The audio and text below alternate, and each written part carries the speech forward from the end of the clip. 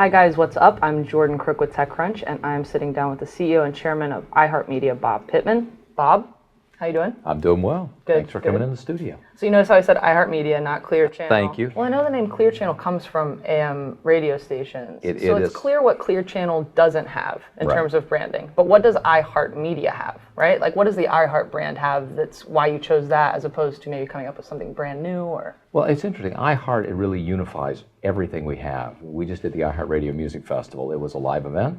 It was contests for our radio stations. It was carried live on our radio stations, carried live on stream on Yahoo.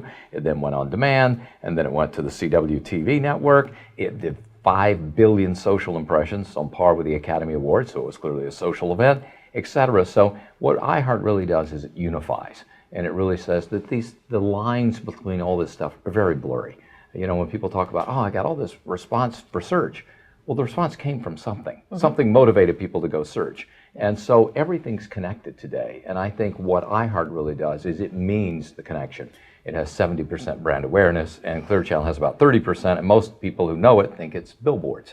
Right. So clearly it's the bigger and more popular brand. We got big brands, and by the way, in New York City, Z100's a huge brand, KTU's a huge brand, Light FM's a huge brand, Power's a huge brand, Q104's a huge brand, WOR's a huge brand, mm-hmm. NLA, Kiss FM, and we got these legendary brands, Ryan Seacrest, Steve Harvey, Elvis Duran. We've got all these personalities that are major talent as well, Charlemagne, Bobby Bones, Delilah, on and on. So when you think about all these brands, what they need is they need a platform. Mm-hmm. And they need something that pulls them together. We don't want to limit those brands to just a tower and a transmitter. We want them to live free. We want them to be social. We want them to go on a digital platform. We want them to be mobile. And that's really what we've done. We've really just started with what is our relationship with the consumer, and how do we expand it to take advantage of what the consumer wants. Because I'm old-fashioned. If you give the consumer what they want and you follow the consumer well, you'll do fine.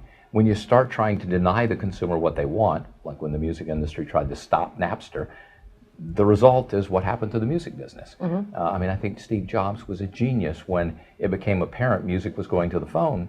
Instead of figuring out how he could fight it, he joined it. Well, I'll make a phone then. It definitely seems like you're following the younger crowd in a big way and making sure that they have what they need. I guess if I'm a new consumer and I'm trying to decide what I want to listen to music to, or talk radio, or whatever it might be, what is your pitch to me as a consumer? Why do I choose iHeart instead of Pandora or Spotify or a Sirius subscription or what have you? There's a billion other things out there. Yeah, it's interesting. I don't think iHeart, I think the reason you have it is because it has both the broadcast radio stations you know and love, and it has the custom radio solution seamlessly combined. So if you're listening to the radio and you hear a song that you like, you can push the button and create a station around it. So you create a playlist built on that particular artist and that appeal. 245 million people have a relationship with those products. So now we're not trying to get you to understand who we are. We're really trying to say, all that stuff you love, it's right here on digital. And when you think about the consumer, and they pulled up a phone, you're holding one right there. If it's on an FM chip, it's broadcast. If it's on the internet, it's on digital, then it's called the digital product. It's called iHeartRadio.